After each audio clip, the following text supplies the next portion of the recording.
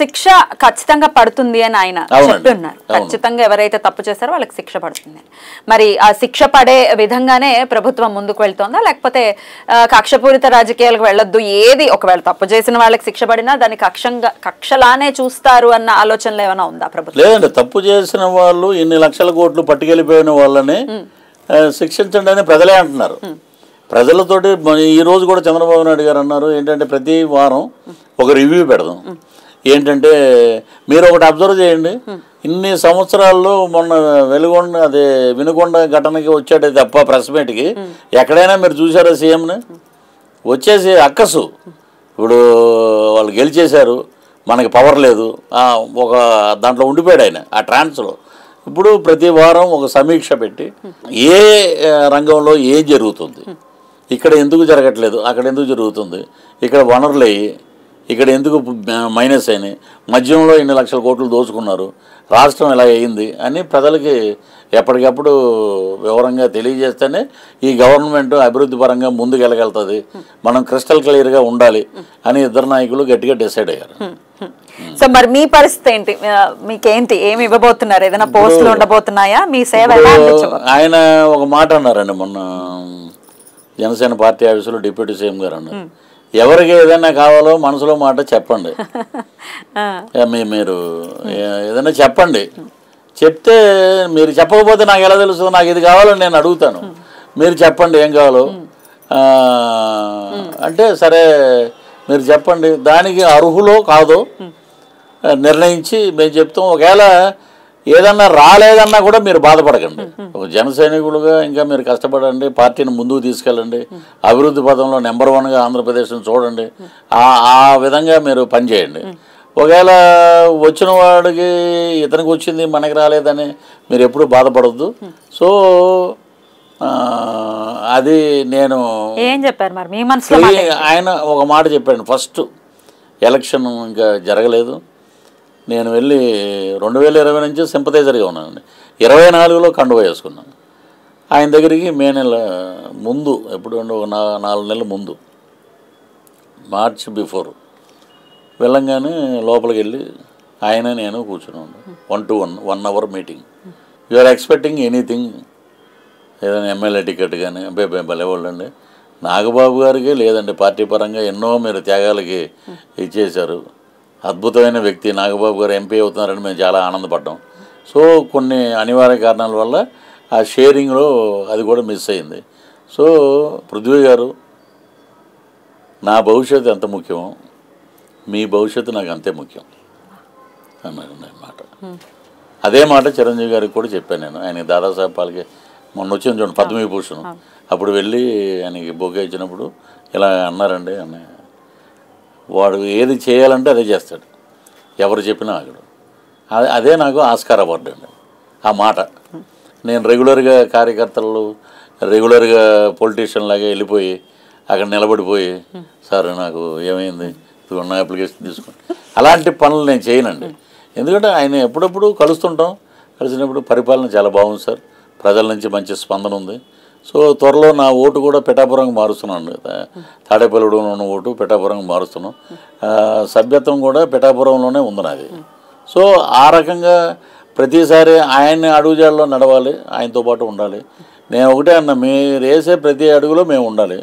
మేము సపోజ్ మీ ఇంటికి వస్తే మేము భోజనం పెట్టరా సార్ అని అడిగాను నేను, అయ్యి భలేవాళ్ళు అండి, మిమ్మల్ని ఒక మంచి పొజిషన్లో చూసే బాధ్యత నాది అన్నారు. బయటకు వచ్చి కండం వేసుకుని మైక్ పట్టుకుని ఇంకా మొదలెట్టాను. అవైలబిలిటీ ఉంటుందా అండి పవన్ కళ్యాణ్ గారు?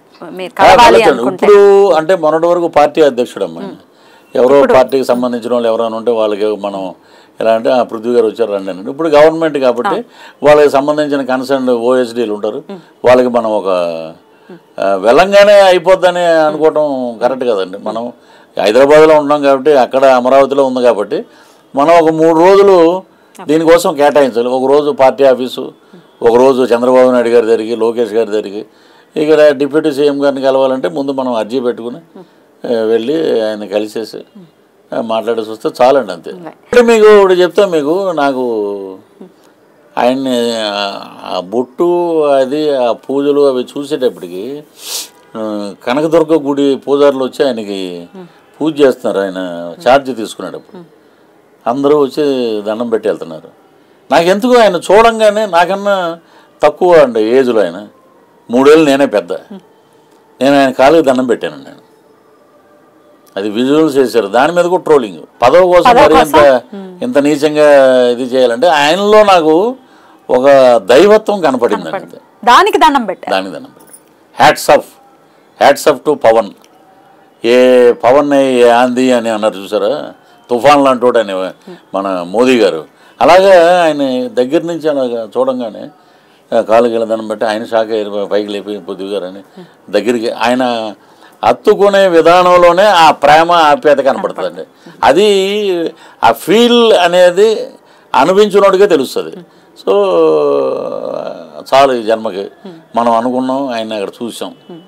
సో ఆయన ఏదైనా సరే వాళ్ళ నాగబాబు గారు కానీ అటు చిరంజీవి గారు కానీ అక్కడ ఉన్న పనిచేసే నాయకులు కానీ ఒక్కసారి ఆయన ఒక మాట అన్నారంటే ఆ మాట కట్టుబడి ఉంటాడు ఆయన అన్నారు. ఆయన తర్వాత లోకేష్ గారి ఇంటికి వెళ్ళాం, ఆయన కూడా అన్నయ్య అన్నారు.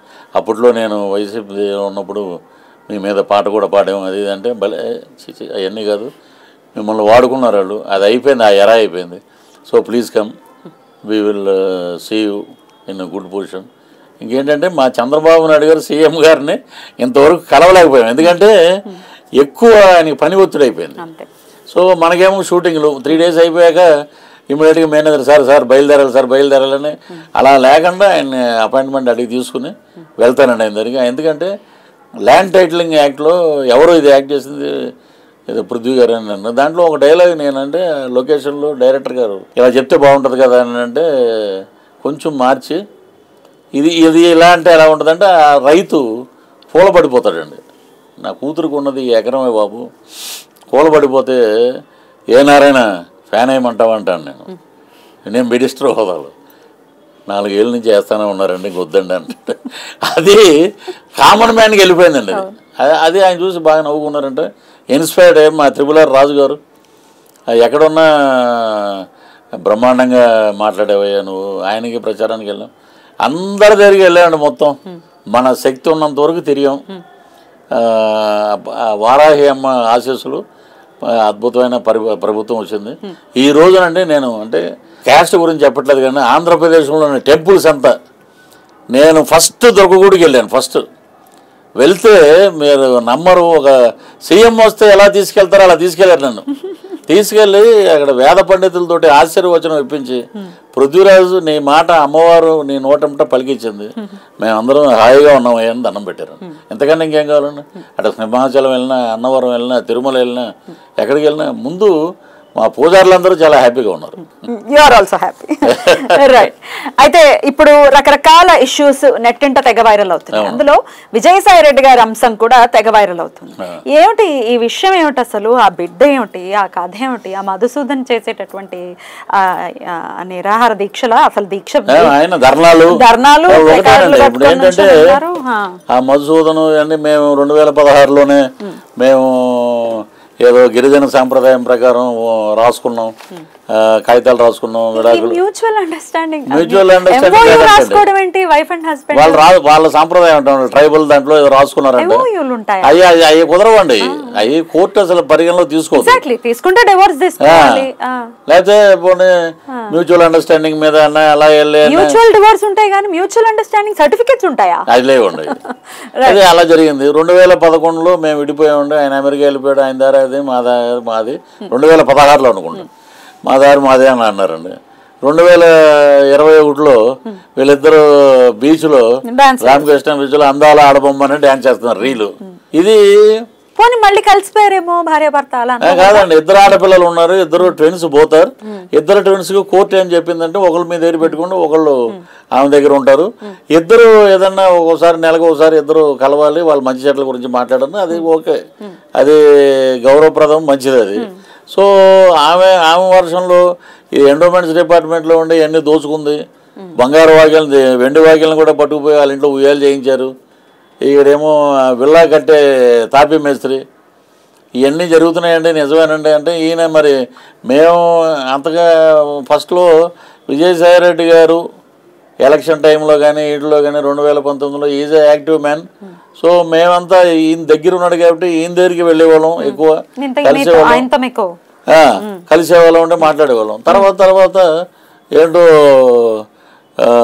బాలకృష్ణ గారి ఎక్స్ప్రెషన్ పెట్టేవాడు ఆయన. ఏదైనా వెళ్తే ఇలా చూడటం అలా చూడటం, ఏదో ఈయన సొమ్ము ఏదో మనం తినేసినట్టు. తర్వాత వైజాగ్లో షూటింగ్ జరుగుతుంటే ఈయన అక్కడే ఉన్నారండి. ఏదో వాళ్ళు పిఏ ఎవరో ఉండి, సారు మీతో మాట్లాడదలుచుకోలేదు అన్నాడు. ఆయన ఏమన్నా నరేంద్ర మోదీ ఏం మాట్లాడదలుచుకోలేదు అంటాకి. సరే చూద్దాం నేను కర్మ సిద్ధాంతాన్ని నమ్ముతానే. అది ఏదో ఒక రోజు నాకు యూఎస్ నుంచి ఫ్రెండ్స్ ఉన్నారు. ఎర్లీ మార్నింగ్ నాకు ఫోను, ఏంట్రా అంటే ముసలోడు చూడు అన్నారు. అంతే, చూడంగానే ముసలోడు ఎవడబ్బా అని చూస్తే ఇతను నీట్గా ఇలాంటివి ఉన్నాయంటే అంతే. మరి ఒకరిని ఇబ్బంది పెడితే ఇంకోటి చర్యకు వ్యతిరేక ప్రతిచర్య అంటారు చూసారా, అలాగా ప్రతి చోట ఒక ఇది కొడుతుంటదండి. రిలేట్ ఎందుకు కాదండి, అక్కడే ఇప్పుడు ఉత్తరాంధ్ర మహారాజు అన్నారు కదా ఈయన ఇక్కడ సామంతరాజులు. ఇప్పుడు అప్పట్లో రాజులకి వరుసగా ఒక 10 మందో 15 మందో ఆస్థాన నర్తకులు, రాజుగారు ఏదో మోజుపడి ఈ నర్తకి బ్రహ్మాండంగా ఉంది బ్రదర్, మేము వీరి విశ్రాంతి గృహానికి వెళ్తున్నాం అనే రోజుల్లో తీసుకొచ్చాడు ఆయన. వైజాగ్లో ఉండి ఎంతమంది నాశనం అయిపోయి ఉన్నారు వైజాగ్లో. ఎలాంటి పరిస్థితుల్లో ల్యాండ్ అయిపోయి వైజాగ్ రాజధాని అని చెప్పి మొత్తం తాకట్లన్నీ వైజాగ్ ఆస్తులు, వైజాగ్లో ఉన్న ప్రభుత్వ ఆస్తులన్నీ తాకట్టు పెట్టేశారు. అప్పుడు ఉత్తరాంధ్రలో ఈయన వెలిగిపోతున్నాడని చెప్పి మేము అల్లూరి అనే సినిమా అండి, శ్రీ విష్ణు హీరో, మేము పొద్దున్నే ఎయిర్పోర్ట్ దిగి నేను హోటల్కి వెళ్తున్నాను, 10ంటికి రండి అన్నారు. నేను ఫ్రెష్ అవుతున్నాను, బయటకు వచ్చి చూస్తే రామకృష్ణ బీచ్ నుంచి కారు వెళ్తుంది. ఎక్కడ చూసినా ఉత్తరాంధ్ర మహారాజుకు పట్టాభిషేకం, బర్త్డే అంట నెక్స్ట్ డే, ఎక్కడ ఫ్లెక్సీలు మొత్తం ఇంతంత చిన్న జగన్మోహన్ రెడ్డి గారి ఫోటోలు. ఈ న్యూస్ భారత గారి దగ్గరికి వెళ్ళిందంట సాయంత్రం మధ్యాహ్నం. ఇవన్నీ తీసి పంపించారు, ఆపోజిట్ గ్రూప్ ఉంటారు కదా, పంపించేటప్పటికి ఈయనది చిన్న ఫోటో ఉంది, జగన్మోహన్ రెడ్డి గారు పెద్దవి ఉన్నాయి, భారతమ్మ గారు పెద్దవి ఉన్నాయి. అంటే అది ఇవన్నీ చూశారు, చూసి కట్ చేశారు. అక్కడ మొత్తానికి రిలేట్ అయ్యి ఉన్నారండి. ఇప్పుడు గవర్నర్ ఎన్డీ తివారీ మీద వచ్చింది కదండి, అప్పుడు ఒక ఎలిగేషన్ వచ్చింది, కోర్టుకి వెళ్ళాడు, సుప్రీంకోర్టుకి వెళ్ళారు. వెళ్ళాక ఏమన్నారు, డిఎన్ఏ టెస్ట్కి వెళ్ళండి అన్నారు. సరే డిఎన్ఏ టెస్ట్కి నేను రెడీ అంటాడు మధుసూదనం, మీరు కూడా రెడీ అండి, మీరు ఏది లేనప్పుడు you go for DNA test, మీకు అట్లీస్ట్ మీ పార్టీ పేరన్నా బ్రహ్మాండంగా లైన్లోకి వస్తుంది, మరి ఎందుకు చేయట్లేదండి.